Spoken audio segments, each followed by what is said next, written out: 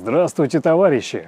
Мы находимся рядом с домом, на фасаде которого однажды появится мемориальная табличка, где будет написано «Здесь жил и работал выдающийся русский композитор Александр Салоид». Пошли! Друзья, за этой дверью была создана большая часть звукового оформления информационного отечественного телевидения. И тот, чьему перу принадлежит все это, идет открывать эту дверь уже сейчас нам. Здорово. Здравствуйте. Заходите. У тебя одну из немногочисленных комнат занимает полноценная студия. Тебе комфортно работать дома? Дома работать. Плюсов больше, чем минусов. Никто тебе не стучит в дверь. Никто не зовет тебя выйти перекурить. Никто тебя не зовет что-нибудь посмотреть, что-нибудь помочь. В общем, ты же сам знаешь, что работа такая бывает, когда ты сконцентрирован, и тебе меньше всего хочется, чтобы тебя отвлекали. Даже по приятному поводу, неважно. Любое отвлечение, оно не всегда желательно. В этом плане дома работать прекрасно. Над чем работаешь ты сейчас? Сейчас у меня 3 основных направления деятельности. Это, самое важное, это я делаю новое оформление для Russia Today, новое оформление для радиостанции «Спутник», «Спутник FM», и для наших ближневосточных друзей тоже новое оформление для телеканала. То есть у тебя интернациональная такая работа постоянно происходит? Абсолютно. 80% моих клиентов не говорят по-русски. Отлично. И часто с трудом по-английски тоже. А есть ли проблема коммуникации или какие-то есть? Специально для этого я регулярно практикуюсь и занимаюсь английским языком. Это мне очень помогает. Без этого мне бы пришлось пользоваться услугами менеджера, переводчика, секретаря, прочего. Мне все-таки приходится выслушивать часто идеи напрямую от людей, напрямую. То есть я стараюсь избегать передаточных каких-то звеньев. И вот если мне нужно, чтобы арт-директор мне рассказал свою мысль, и чтобы он рассказал ее на языке, которым он владеет, тут все-таки нужен прямой контакт. Тогда это эффективно. Скажи, а небольшой экскурс в историю. Вот с чего вообще ты пришел в музыку? Почему ТВ и с чего ты начал, в принципе, свой музыкальный путь? Ты знаешь, я тебе скажу честно, направление ТВ, как направление само по себе, я сам не выбирал. Я занимался электронной музыкой всю свою осознанную раннюю часть карьеры. Это было то, чем я дышал. Но в этом был, наверное, моя немножко недальновидность и слабость своего. Я не представлял, что может быть что-то еще интереснее. Когда первый раз я попробовал поработать с видеоматериалом, озвучивать, так сказать, движущую картинку на экране, это меня настолько захватило, что так совпало, что эта работа была связана с ТВ. И я начал ее делать. И так все и пошло. И для меня это стало уже процессом гораздо более интересным, чем то, что я делал раньше. То есть для тебя телевидение появилось в твоей жизни случайно, скорее? Абсолютно, да. С чего началось? Началось ты имеешь в виду дату?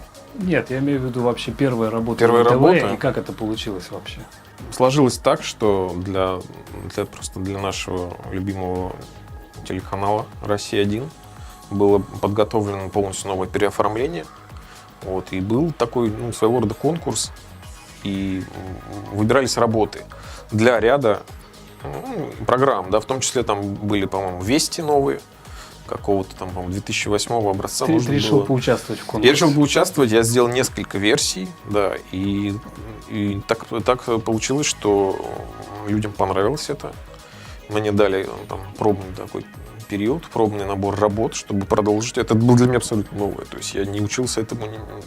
Просто 2 дня назад я делал электронный психоделический транс для лайва своего. И тут я попробовал сделать «Вести». И несколько еще программ для специального корреспондента.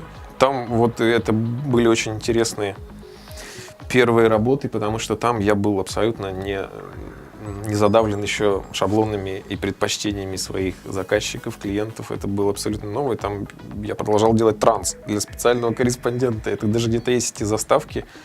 Они были, ну, не прайм-таймовые, естественно, но все равно почему-то получилось. Вот, почувствовал. То есть люди еще были тогда неискушенные, и ты мог им пропихнуть, пролоббировать свои темы. Да. То есть это не был откровенный трэш низкокачественный, но это было, естественно, как-то выглядело действительно новое. Я даже сейчас смотрю, это были какие-то смелые там какие-то электронные там штуки, но они гармонично смотрелись в эфире.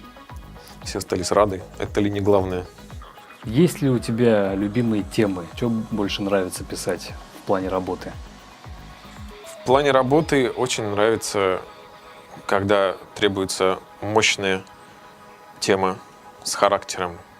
То есть я не люблю, когда мне говорят, нам нужно что-то нейтральное, фоновое, чтобы оно не запоминалось. Это проблема, потому что в основном это все и просят, такие темы все просят, потому что это телевидение в основном уже там не на музыке акцент, но когда нужно, чтобы музыка выступала главной темой, как правило, это новостные, информационные, breaking news, какое-нибудь, не знаю, происшествие, там требуется такой мощный саундтрек, и вот это то, что меня прям, это вызывало у человека интерес, чтобы это... Ну, это как мини-фильм, как мини-кино, когда есть какой-то сюжет, и ты подчеркиваешь драматизм. Видеоряд помогает тебе в работе? Видеоряд не просто помогает, необходимо. Не только видеоряд. Образ ведущего, образ помещения, где он находится, студия. Все играет какую-то роль. А не получалось ли так, что тебе говорят, слушай, нам нужна музыка для того-то, того-то, вот ты сделай несколько вариантов, а потом мы тебе дадим контент? Так происходит через раз. Это неудобно, но, если честно, я привык, потому что менять правила этой игры, видимо, уже поздно, да и не хочется тратить на это время. Очень часто бывает так, что дизайнеры, они сами в поисках идей, от чего оттолкнуться, и если им предоставить хотя бы набросок саундтрека, их это может вдохновить. То есть это работа в команде, это нормально. А есть ли какие-то передачи, для которых бы хотелось написать, но еще пока не написал? По-моему, я написал уже для всех типов передач уж точно. И даже не знаю. Дальше желания уже выходят, наверное, за рамки, в принципе. Топовые, самые масштабные каналы ты уже покрыл все-таки. Ну, в какой-то мере, да. Достаточное количество, чтобы я уже перестал желать еще, там, знаешь, забрать работу у Дэвида Лоу и написать музыку новую для BBC, но это... Я этого, если честно, не желаю. Твоя любимая работа? Из тех, что я сделал? Да.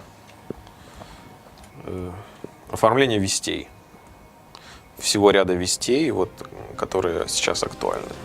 Действительно кропотливо и здорово, когда сошлось просто все. И визуально, и мои идеи не вызвали отторжения людей, которые все это оценивали и принимали их там достаточно большое количество. И когда все так единогласно, это получается всегда круто в итоге. Так и вышло. Вести действительно вот такой пример, когда сложилось все в едином стиле, когда человек, даже зритель, даже не видит, что начались по телевизору новости, он по звуку может понять, что начались новости. И он пойдет и посмотрит, и поймет, что ага, вот что-то тут сейчас будет молния, сейчас будет там, сейчас мне все расскажут. Вот, это действительно удалось, и удалось, что не менее важно, связать там порядка десятка форматов, и все в одном ключе, это было очень здорово. То, что все звучит и выглядит в едином стиле, не как винегрет, это то, что я очень ценю. То, чего я всегда добиваюсь. Если мы делаем единый блок, то он должен быть как разный, но при этом, знаешь, в едином стиле. И эта работа, она для этого и есть. Существуют телевизионные композиторы, потому что есть тенденция, когда телеканал использует музыку готовую, с аудиостоков, с библиотек, найти там 2 композиции, 3, 4, 5 в единой стилистике с тонкими отличиями практически невозможно. В итоге они берут все подряд. Получается каша, которая визуально там, да, заставки они сделали похожие, а в итоге, когда слушаешь, там где-то там дискотека, там какая-то эпическая музыка, тут фанк, ну, в общем, очень примеров много вот этой вот немножко странного подхода. Вести этого недостатка вот лишены. В этот раз получилось очень, очень здорово. Твою музыку слушают миллионы людей во всей стране, не только в нашей стране. Что ты чувствуешь по этому поводу? Я стараюсь трезво к этому подходить. Я прекрасно осознаю, что 80% этих людей, они в принципе музыку не замечают. Но они, понимаешь, в этом, наверное, и обратная сторона. Они ее не замечают, потому что она сделана правильно. Она сделана для того, чтобы подчеркнуть идею, усилить подачу информации, да, но при этом все-таки музыка не главное здесь. Все-таки телевидение — это метод доставки информации массовый.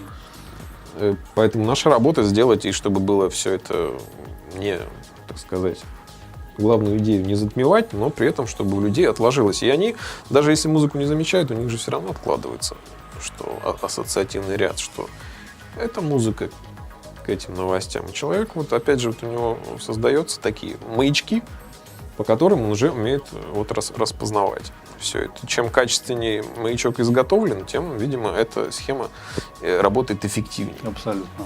Вот. Ты работаешь, как правило, один или в твоей работе присутствует коллективное творчество, так или иначе? Хоровое. Коллективное творчество. Нет, ты знаешь, нет, не было, в принципе, необходимости никогда. И сама специфика работы подразумевает, что очень часто за проектом стоит некий заведующий, который видит это по-своему, и ты обязан и должен воспринимать его пожелания. И действительно, я с этим согласен и готов к этому, потому что у человека очень часто есть свое видение, у режиссера, например, правильное. Что он режиссер, я не режиссер. Я не вижу иногда очень часто в голове своей конечной картинки. Вот сюжет, программа, ведущий. Для меня очень часто все происходит в мире вот в этом вот шапке. Я там варюсь, и мне там на все детали обращаю внимание. Все, что происходит дальше, перед этим меня не волнует. Поэтому, наверное, все-таки я сам с этим справляюсь, но последний проект — это «Вести», альбом. Это уже музыка не просто да, это уже полноценные композиции. И здесь, да, мы с Ильей Шахраем сделали просто вот суперэффективную именно командную работу. Потому что он, как человек, ответственный за все визуальное оформление, как никто другой, прекрасно понимал вот этот единый концепт, ТВ-концепт, да, вот как это все будет. И, естественно, и его помощь, и она была просто незаменимой на этапе, вот когда мы все эти 10-секундные заставки, нам нужно было разверстать их в 3-минутную композицию. Вот тут действительно в команде поработать пришлось, и было очень здорово. Саша, чем обычно ты пользуешься для вдохновения? Достаточно давно уже понял для себя, верную для себя, как минимум для одного меня, не знаю, может быть, для других тоже вещь, что вдохновение — это сам процесс. Это как аппетит, который, как мы все знаем, приходит во время еды. То есть, да, ты делаешь свою работу, которую ты любишь, ты оцениваешь результат, который получается. Ты видишь, что он получается. Ты радуешься еще больше, ты еще с большим рвением делаешь свою работу. В итоге образуется такой, знаешь, не нуждающийся во внешней какой-то подпитке процесс, такой закольцованный, который сам себя питает. Для меня это вдохновение. Да? Я делаю свою работу, даже если у меня плохое настроение, я сажусь, может быть, я немножко потуплю первый час, и будет это казаться, что у меня нет вдохновения, но оно обязательно появится. Как только я процесс если запускаю, в голове появляются образы перемещаются там в звук. Все это само по себе я очень люблю, сам процесс. И, естественно, он меня вдохновляет. И какие-то вещи извне, знаешь, вот для многих там люди разные, действительно. Это вполне может быть справедливо для меня, то, что я говорю, но совершенно не работает там, для тебя, для человека, там, для другого, для художника, для них важны, может быть, какие-то жизненные, эмоциональные какие-то встряски. То есть для тебя первостепенный источник вдохновения – это сама работа. Это сама работа. Скажу тебе, что до этого периода был еще один источник вдохновения. Это, безусловно, музыка других исполнителей, композиторов. Какую ты музыку сам предпочитаешь? Я предпочитаю музыку из кинофильмов. Саундтреки. Я предпочитаю музыку без слов, без песен. Я не люблю это дело. Я исключительно поклонник тогда, когда музыка сама говорит за себя, без текста, без поэзии. Это мой вкус личный, он у меня не меняется. И подходит под это больше всего либо действительно музыка из кинофильмов, она просто источник для меня нескончаемого вдохновения. Это наверное, главное. И какие-нибудь эксперименты там, в электронной музыке. Я очень люблю танцевальную музыку. Перечислять каких-то там команд. Что Ты сам любишь дискотеки потанцевать? Любил в студенческие годы. Был завсегдатаем. Ты же сам же был диджеем. Я был диджеем, я учился на диджея. Это то, чем я просто бредил. Это было все, что мне интересно. Соответственно, это оставило отпечаток и на работе, и на вкусовых предпочтениях. В музыкальную школу ходил? В музыкальную школу ходил. Заставляли? Заставляли. И, наверное, хорошо, что заставляли, потому что это был такой период юный, когда хотелось все, что угодно, только не сидеть, не зубрить сложнейшие там произведения Шопена, там, моего любимого. Но, тем не менее, это очень был полезный такой этап в жизни, который мне очень пригодился в итоге. Хоть у меня были все карты на руках, чтобы закончить ее быстро и продолжать дальше учиться в этом, но я этого не сделал. В принципе, считаю, что сделал правильно и не стал уделять конкретное внимание какому-то одному инструменту. Сразу нашел студию, где смотрел уже, как работает звукорежиссер, мой друг, как работают композиторы, которые пишут там мультиинструментальные композиции. Стал сразу погружаться в процесс, то есть не тратя это огромное количество времени на академическое обучение. Фортепиано — первый инструмент, который я научился играть, освоил самостоятельно еще в практически детском возрасте. Это баян дедушки. А какие-то порывы что-то написать свое у тебя были с детства? Да, у меня были с детства порывы. Не было абсолютно никакой техники. И даже проблема была даже просто записать какой-то микс. А ты инструмент использовал для этого? Фортепиано? Нет, не фортепиано, но использовал свой первый синтезатор Yamaha, который мне подарили на день рождения родители, по-моему, на 14 лет. А ноты не пробовал, партитуру на нотном листе? И у меня изначально был подход студийный. У меня был рекордер, у меня был компьютер, у меня был синтезатор. Понимаешь, это все началось именно с электронной музыки. Какие партитуры в электронной музыке? До партитур дело, я боюсь, что дошло только когда уже я изменил свои вкусы и изменил направление работы. Да, тогда и пришлось и подтягивать образование музыкальное, и осваивать какие-то новые методы работы в принципе, со студийным комплексом, с инструментами. Чем Александр Салоид увлекается в свободное время? Ты знаешь, к разговору о вдохновении, когда я тебе рассказал про свое представление о таком замкнутом круге циклическом, когда вдохновение питает само себя и растет в геометрической прогрессии. Иногда этот цикл нужно прерывать и обнулять свое, не знаю, психически нервное свое состояние, его нужно сбрасывать. Для меня сбросом служит очень эффективным и приятным это какие-нибудь экстремального вида спорта, экстремального рода. Этим я стараюсь занимать практически все свое свободное время. Чем ты занимаешься? Занимаюсь, в принципе, всем понемножку, так как, естественно, сделать какую-то серьезную карьеру уже поздновато, да и у меня есть основная все-таки работа, которую я люблю. Но занимаюсь действительно многим.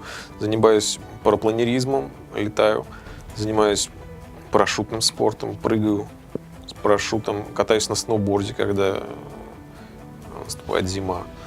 У нас ну, действительно это тоже я очень, очень люблю. Я знаю, вот ты же обладатель гоночного автомобиля. Ты участвуешь в каких-то состязаниях? Автогонки, да. Я участвую в любительских автогонках с огромнейшим удовольствием. Зимой, там, на всяких заснеженных озерах замерзших или чем-то таким. То есть не просто по асфальту, это скучно. Я люблю что-то такое, типа слалом, ралли-ориентированное что-то. Но, и, опять же, на любительском уровне. Это помогает мне как бы сбросить себя, понимаешь? Сбросить мое напряжение, там, вот, чтобы я каким-то образом так вот обнулился и с новыми силами, с чистого листа там, начинал, например, да, там, новый проект. Это очень мне помогает. Безумно просто. Твое жизненное кредо. Жизненное кредо. Да, что заставляет тебя подниматься по утрам? Я бы не сказал, что жизненное кредо заставляет меня подниматься по утрам, но оно у меня есть, и, наверное, если его можно сформулировать в двух словах, это жизнь, это что с нами происходит в данный момент, в текущий момент. И какие бы мы планы ни строили насчет себя, насчет всего вокруг, жизнь — это исключительно то, что происходит с нами в данный момент. С этой позиции, видимо, вот я и подхожу ко всему остальному. Спасибо, дорогой. С вас 3000! Пошли в кабак теперь. Спасибо, мужики. Поумничать я люблю, конечно, это мы молодцы.